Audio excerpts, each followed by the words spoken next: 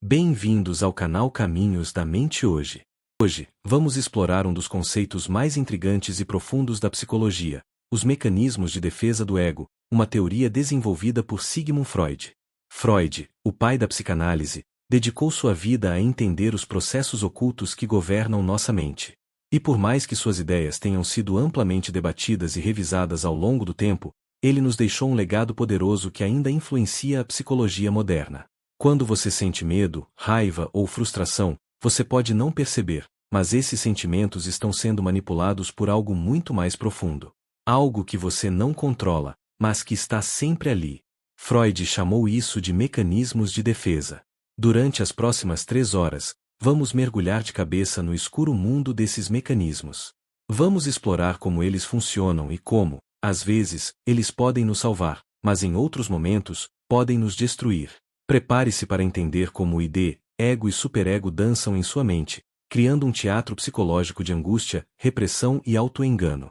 Um espetáculo que, por mais aterrorizante que seja, define quem você é.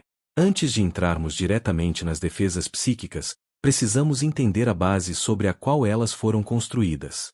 Freud dividiu a psique humana em 3 componentes: o id, o ego e o superego.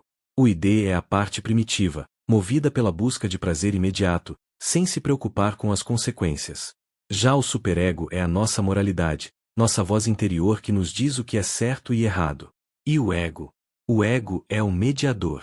Ele tenta equilibrar os desejos impetuosos do id com as exigências do superego, sempre considerando a realidade do mundo exterior. O inconsciente é um território obscuro onde o ego se esconde.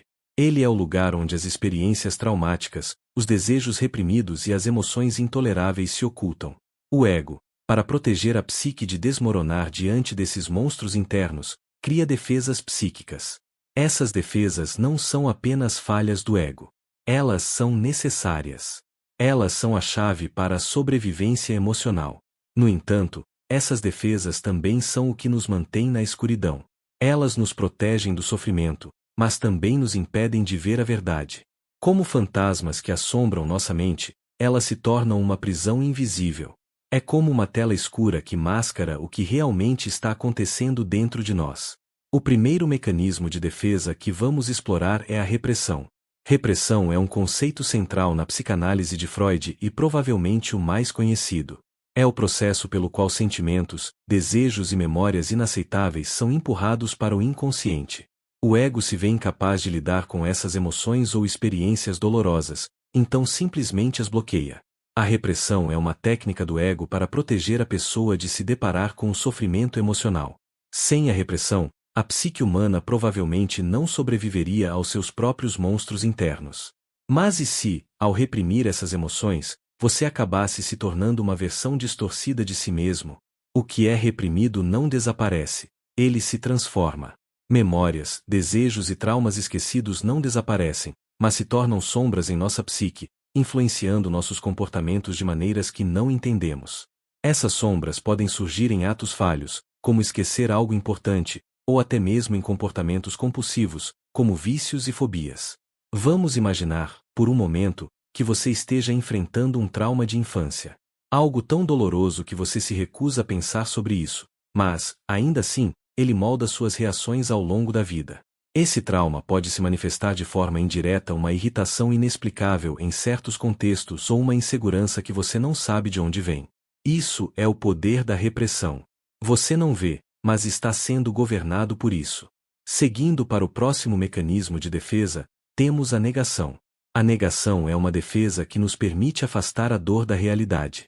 Quando confrontados com a verdade de uma situação que é muito difícil de aceitar, nossa mente recusa enxergar essa realidade. A negação é um ato de fuga, uma forma de continuar vivendo sem enfrentar o que está à nossa frente. Imagine que você acaba de receber um diagnóstico de uma doença grave. Sua primeira reação pode ser a negação. Não, isso não pode ser verdade, você pensa. Sua mente se recusa a aceitar a realidade, pois a dor de confrontá-la é insuportável.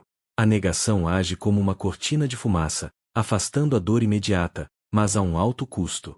O que a negação faz, na verdade, é criar uma ilusão.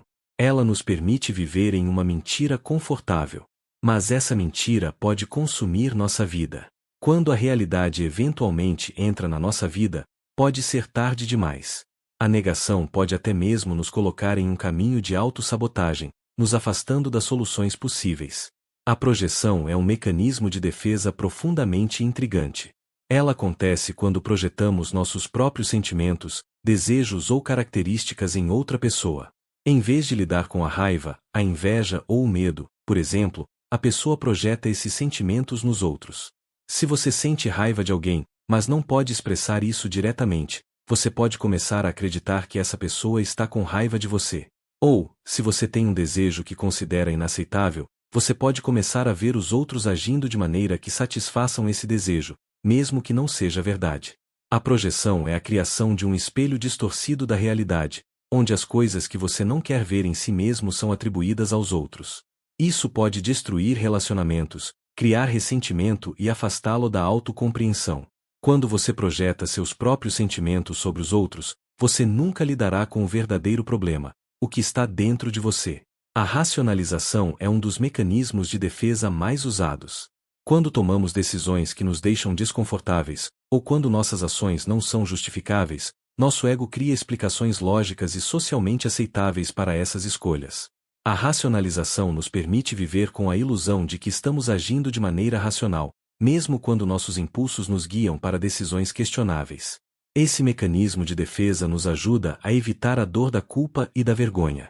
Vamos usar um exemplo simples. Você compra algo que não precisa, mas em vez de admitir que agiu por impulso, você justifica a compra dizendo que era uma oportunidade única ou que isso vai ser útil no futuro. O que você faz é criar uma história que torne sua ação aceitável, aliviando a culpa interna. Mas a racionalização também nos prende à mentira interna. Quando racionalizamos nossas ações, não estamos apenas nos defendendo da culpa, estamos negando a possibilidade de crescimento e evolução pessoal. A formação reativa ocorre quando uma pessoa age de forma contrária aos seus sentimentos reais. Ela faz isso porque seus verdadeiros sentimentos são inaceitáveis ou ameaçadores. Ao invés de expressar o que realmente sente, a pessoa adota um comportamento exagerado e oposto, para esconder sua verdadeira natureza. A formação reativa é uma forma de criar uma máscara, uma persona que esconda a verdadeira identidade. Por exemplo, alguém que sente raiva ou ódio de outra pessoa pode agir de maneira excessivamente amigável, como se fosse seu melhor amigo. Isso é uma defesa contra os sentimentos que não podem ser expressos abertamente. A formação reativa é uma tentativa de proteger a psique da dor de se confrontar com esses sentimentos. A sublimação é o único mecanismo de defesa que Freud considerava positivamente adaptativo. Ela ocorre quando os impulsos inaceitáveis ou destrutivos são canalizados para atividades socialmente aceitas ou construtivas. Isso nos permite transformar a energia psíquica que seria direcionada para comportamentos destrutivos em algo produtivo e até sublime. Por exemplo, uma pessoa com fortes impulsos agressivos pode se engajar em atividades como esportes competitivos ou arte, canalizando sua energia de uma forma mais controlada e positiva. A sublimação transforma as forças caóticas dentro de nós em algo que pode beneficiar a sociedade. É uma forma de transformação da escuridão em luz.